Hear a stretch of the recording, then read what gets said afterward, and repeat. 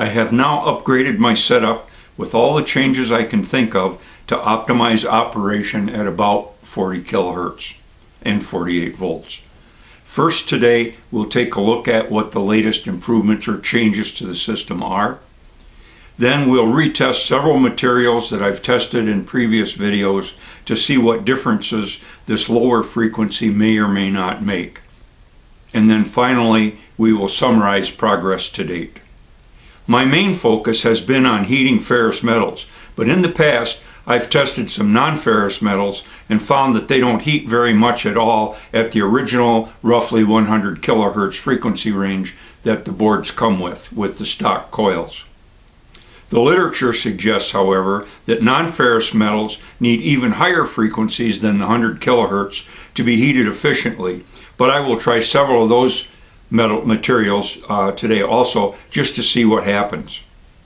Now I'm going to go through the changes I've made since my last video to optimize the whole setup for running on about 40 kilohertz and 48 volts.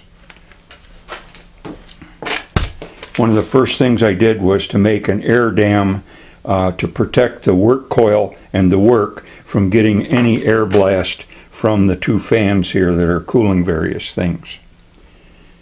One of the other changes that I made was to add a thermocouple sensor here so that I can actually measure the temperature of one of the MOSFETs as we go, and that will be recorded in Fahrenheit just to make things a little more confusing over here on this meter.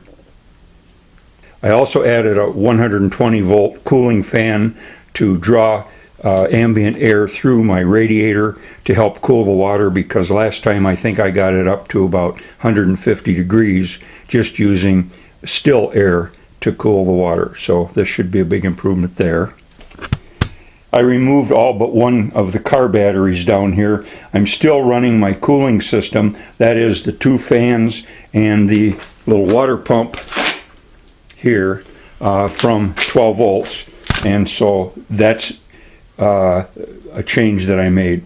I also have to point out that previously this cooling current was running through the ground line of my main power distribution system here, and so that was adding to the current that you would see on the meter by a couple of amps. And so in my mind I was limiting my current to probably 22 to 24 amps, but of course that included not only the cooling current here, but the idling current. So now with that 12 volt thing separated out completely, we'll have more accurate values, and I'll be able to, if I'm running at 24 amps on the meter, that'll actually be meaning closer to 24 amps it's actually providing power, specifically 24 amps minus whatever the idling current is. Anyway, but the point is that 2 amps at 48 volts is just about 100 watts, and that's a big deal when we're trying to max this whole thing out. And still on the subject of the 12 volts, I added a tiny little meter right here so that I can read the battery voltage, make sure my car battery down there doesn't go too low while I'm in process. I also, and this may look kind of like a minor deal, I added about a 2-inch pedestal in here in this 12-turn work coil, so that my work will be more centered in the coil than it was before. I'm not sure what effect that will or won't have, but anyway, I did that because previously anything that I placed all the way down there, like the 1/2-inch nut or like this slug of steel, would have been below the center, and maybe I wouldn't have been getting all the current flow that I could have. Anyway, I did it. And again, I know this is a minor thing, but I drilled a tiny hole in this steel slug so that my thermocouple probe would fit into it, and that way I can be sure that I'm making good contact, or at least a lot better contact, with the work itself. And since it's down in there and in the center, we'll actually be seeing the temperature rise as actually the work is heated all the way to the center, not just starting from the outer edges. This next test is simply to see how much current each item draws at 48 volts and 43 kilohertz, not to heat them up to their maximum temperature. I've been maintaining a spreadsheet, an Excel spreadsheet, all the while that I've been doing these tests and recording the things that were of interest to me. And as I started building the spreadsheet and moving on, I thought about a few more things that were of interest, and so on and so on. The point is that I've got this spreadsheet, and it's a real big mess, but there is some cohesiveness to it, and I'll really use the numbers that I record today. I won't write them down because I'm saying them into the video, and I will sort of complete the spreadsheet to date once I'm through. So here we go. I'll turn the cooling on. The amp meter doesn't go up at all because I've taken the cooling 12 volts out of that ground circuit. My little voltmeter reads 12.3 on that car battery. That's not a great charge, but I don't think we'll use much up at the amp or two that draws today. Now I'll plug in my heavy-duty new cooling fan.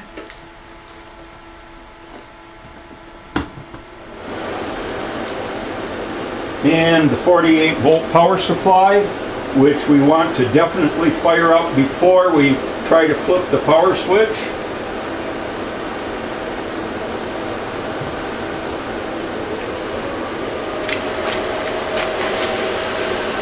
And that's running.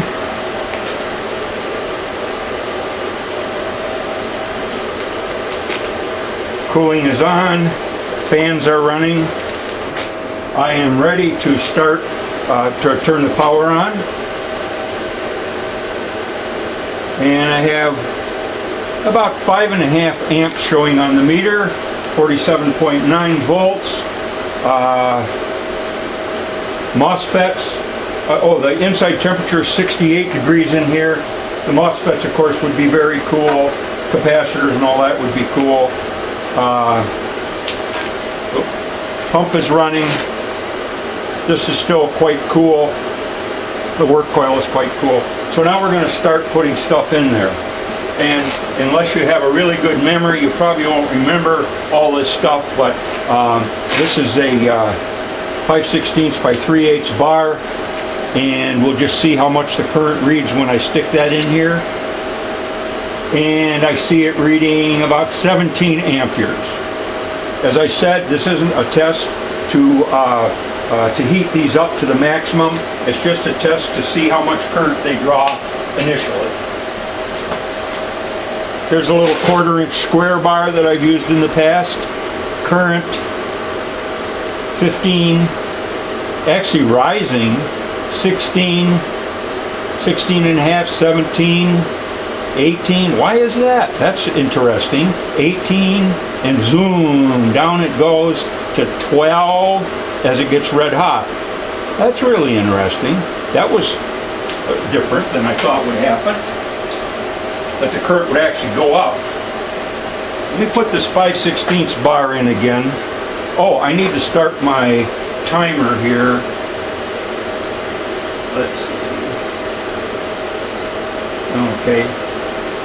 There, which I usually do forget to run, just to keep track of how much on time we have here. So I'm going to put this bar back in, and wow, it's at 18 amps now. 18 and a half, 19, 19 and a half, 20 amps. 21,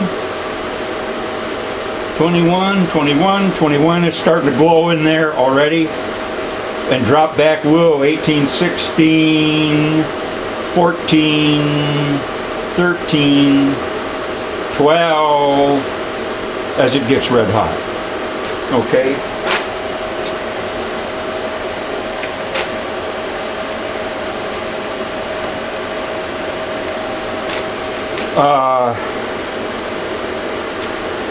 My list says 1/2-inch pipe is next.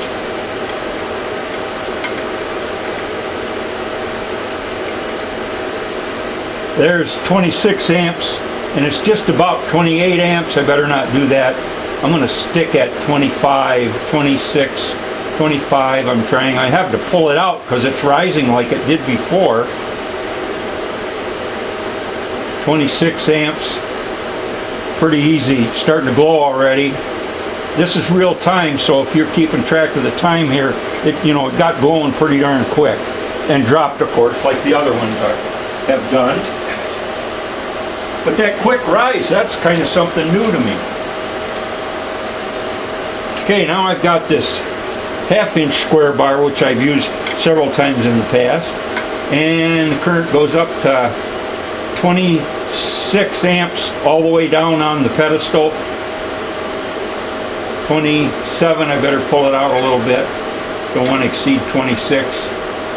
26, I have to pull it out some more. Have to pull it out some more. Have to pull it out some more. 26. 26, 24, 26. MOSFET's 93.6 degrees. Water temperature 80. I think that's water. Hang on, I'll look later. But anyway, so now I can set it all the way on the pedestal. It's only drawing 20 amps, but it is drawing 20 amps as it's glowing. 18, 18, 17 and a half, 17, 16 and a half, 16, 16, kind of staying at 16, dropping slightly, 15 and a half, 14, and that much glowed.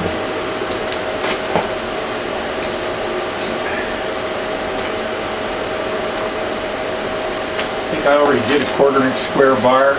Okay, now I'm going to try putting my large crucible in here. And this was too much for the system, even at 87 kilohertz with this diameter coil. I don't know what's going to happen here.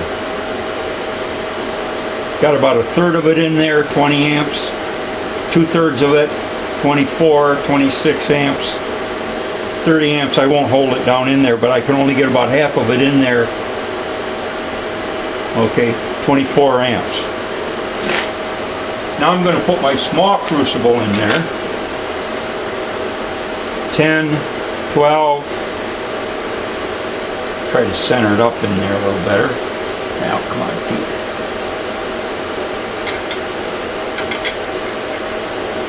Well, I guess my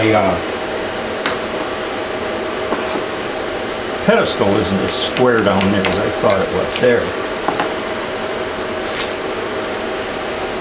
Now it's just reading 8 amps. Remember, whatever was it, 6.5 amps was idling current. So, well, don't want to destroy my side cut or my long nose pliers. So that's 8 amps. So that's not doing much there, considering we got about 6 amps idle current.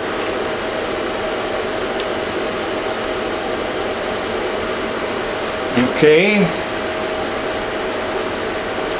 Now the next thing I'm going to do is I have a copper tube that I've used in the past, which would do hardly nothing at all. And anyway, I'm going to stick this 1/2 inch OD copper tube in there. And an amp, maybe an amp is about all.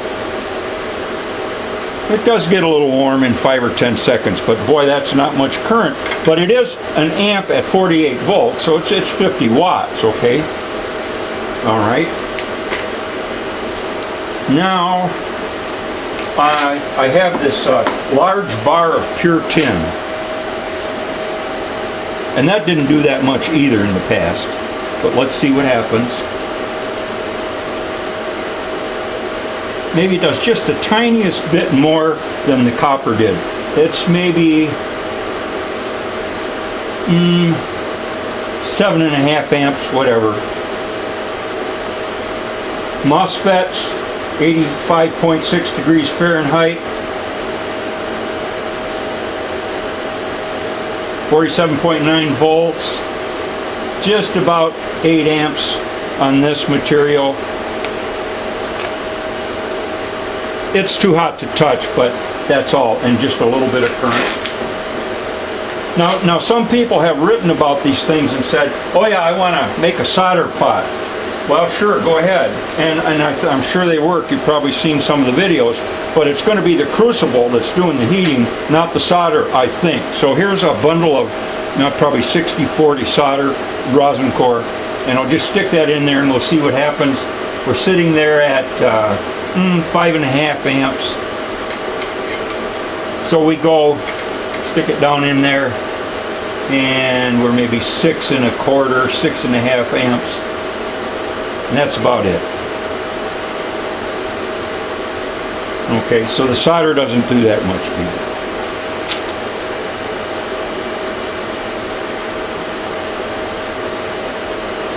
Alright, now, just for fun,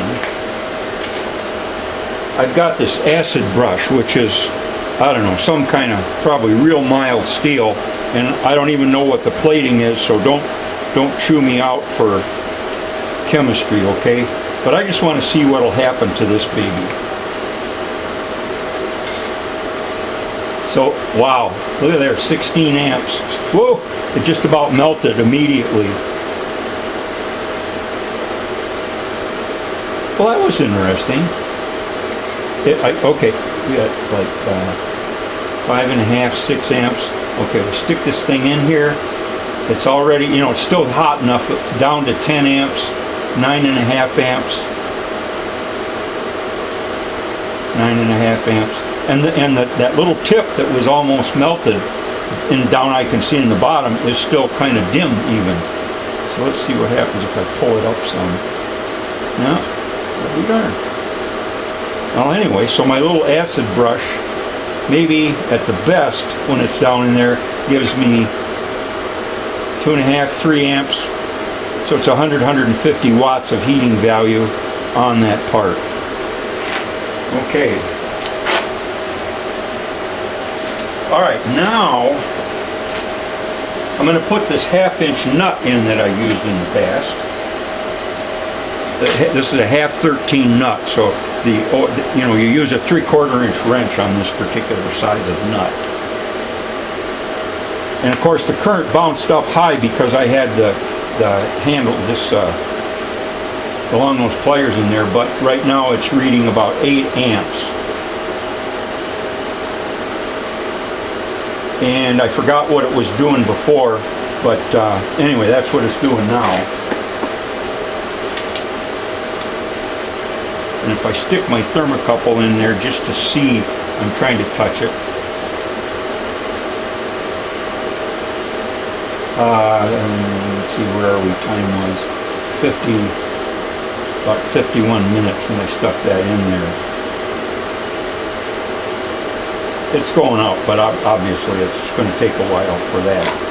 Okay. So I'm going to get that out of there, but the point is, it's reading just under 8 amps on the meter. Okay, so now I've heard some people talk about a metal coin, and so I have my version of a metal coin here, which is a knockout from an electrical box, and I'm going to try sticking that in there. May or may not be a good idea. It probably is a bad idea, because I probably won't be able to get it back out of there. That's the issue. Well, let me just stick it in endways and just see what happens.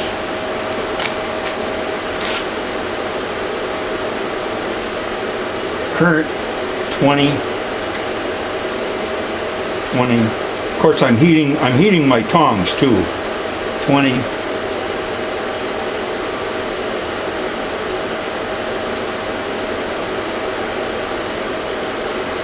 14. Pushing it a little further, 14. It's glowing. The paint burned off. 15. 16.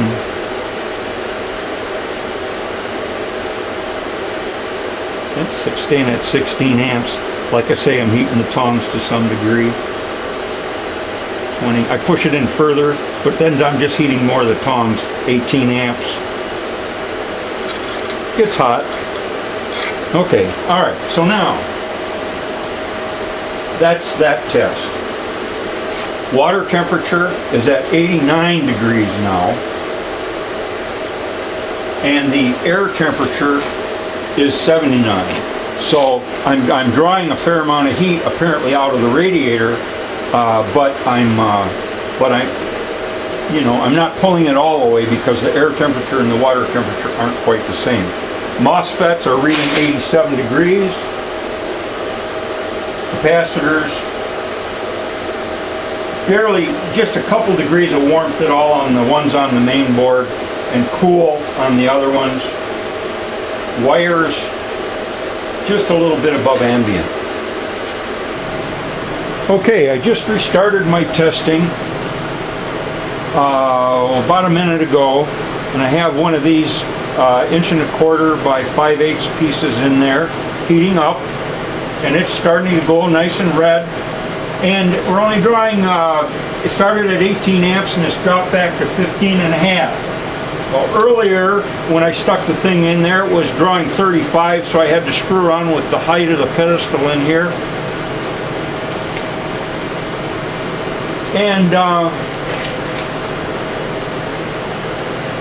And so when I changed the pedestal around, then I discovered that, hey, it wasn't doing that anymore, at 35 amps.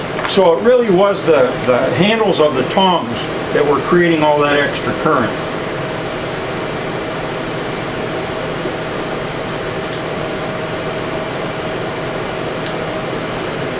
Now we're down to 12 amps.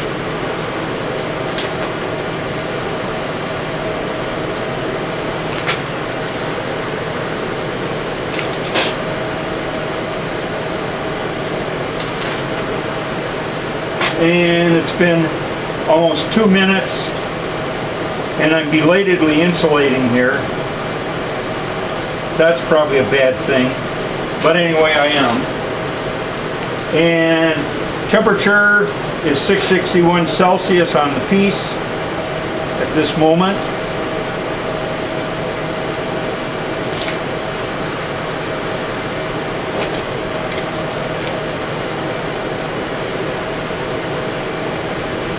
I'm using a piece of solder this time to push things down, because we've learned that the solder doesn't heat up very fast, so I won't be cooking things, nor will I be changing the current flow very much at all.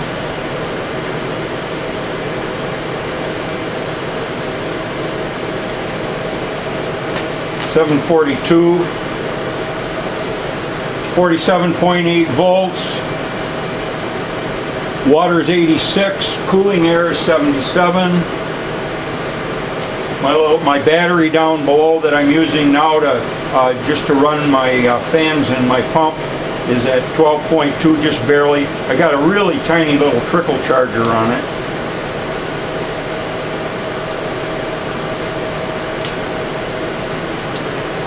.816.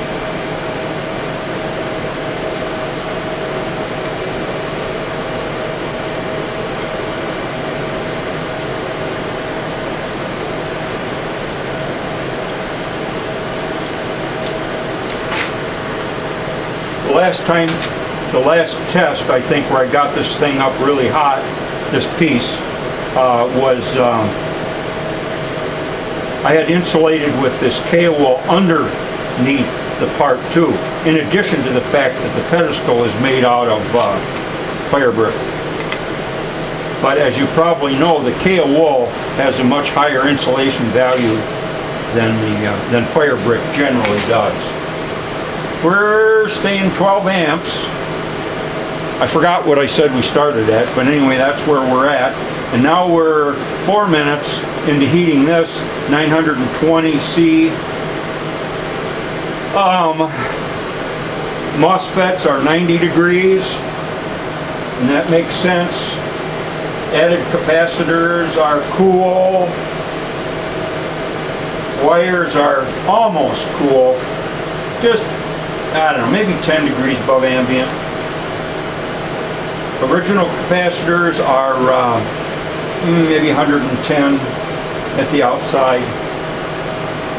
I really can't get at those chokes. Some people complain that the two chokes that are down in the circuit board get really, really hot, and I just can't get a finger on them without bending the little 470 ohm 5 watt wire wound resistors, and I don't want to screw them up. Okay, so my pumping temperature, or my pumping voltage is 12.2 volts, 47.8, water 96. Exhaust air over there 83, so that's good. This is really good. This is an improvement. 1010, 1013, MOSFETs 91.9, 1020, 5. We are almost 6 minutes.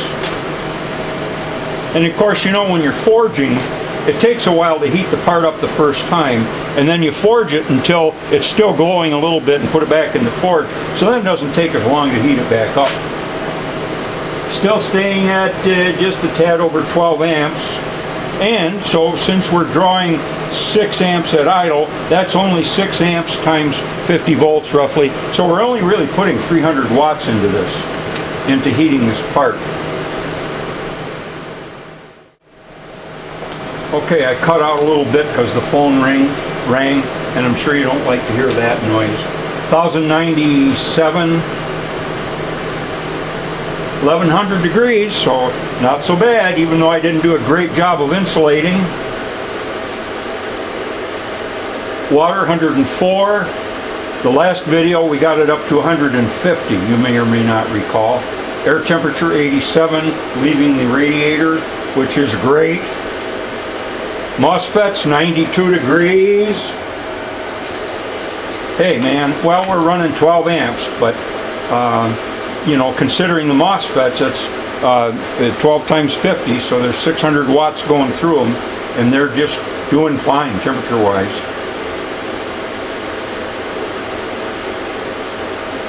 Now I'm wondering what would happen if I put a second one of these in there. Well, always got to have something to do tomorrow. Staying right at the 12.5 amps, 1127.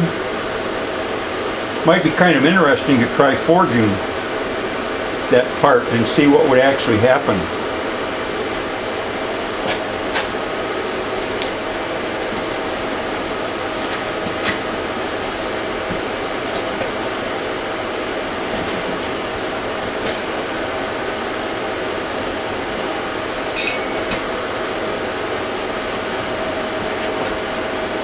$11.37.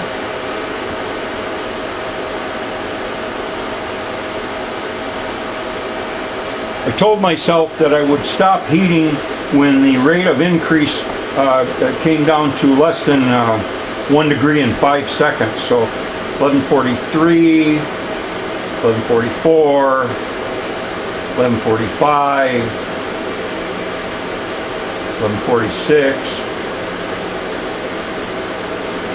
11:47. You know, it's not going to get a whole lot hotter.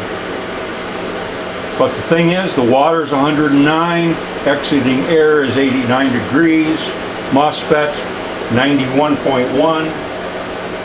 Boy, that's great. And again, I got quite a bit of time on this baby, and the key is put that heatsink compound in there and get some fans on that sucker. So I wonder how fast I could get this thing out of here into the trip hammer. 11:55. Now we are 11 minutes into the test, 1164 degrees. And I think that's probably what we're going to get out of it, 1165. Last set of readings.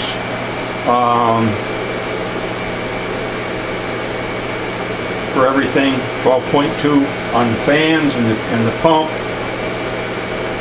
Just over 12 amps total going into the work. 47.8 volts. 90.4 on the MOSFETs, 111 on the water, 90 on the air.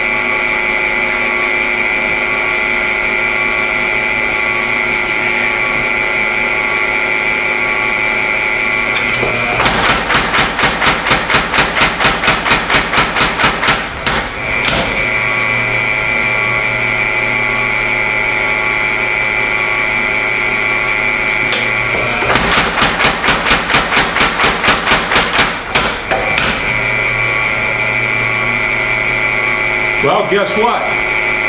We definitely can forge it. Notice how thin it is.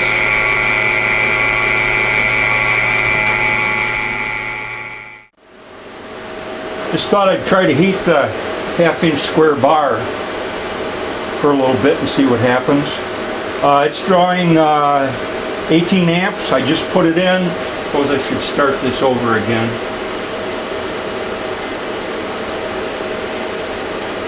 I'm always 20-30 seconds behind, starting to glow already. Temperature rapidly dropping from, what did I say, 18 amps. Now it's 12, 11, 10, 9, 8, gee whiz. 7.5. Huh. You wouldn't think there was any current flowing in there at all, would you? Oh, I'm sorry. That was, oh. I lied. It was whatever I said, 18 or 20, 18, 16, 14. It's 14 amps. And it's not all the way down in there because it's sitting on a pedestal that's pretty high. So now down 13.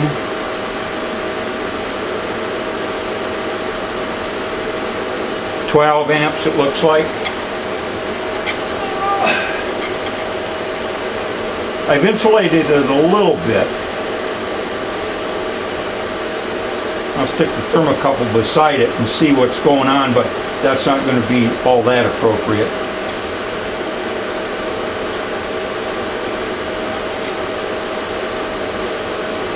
And it says, it's going up really quick. It says 470 Celsius, 490, 500 Celsius, 517. The thermocouple's still catching up. Now we're, what did I say, 12 amps, I guess. MOSFET's 91.8, 47.8 volts, 12 amps total, water 93, air output 82. My trickle charger is just holding my battery at 12.2 volts. Must be a bad battery. I knew one of them was weak when I was messing around with 24 and 36 volts. 632 it says, but it's still not catching it all because I think it's hotter than that in there. Let's see, what is 700? 560, so it would be 700 and 1300, 1500 degrees or something like that. I found a good spot. Now it's climbing rapidly again. 11.5 amps.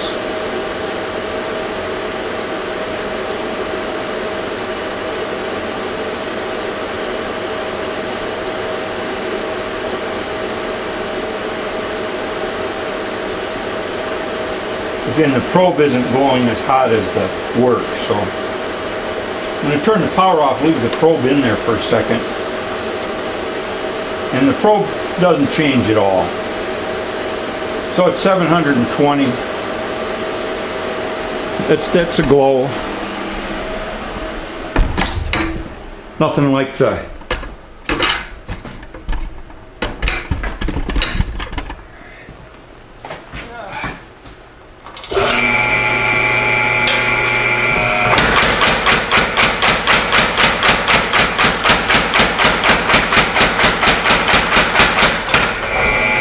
but we can still forge stuff.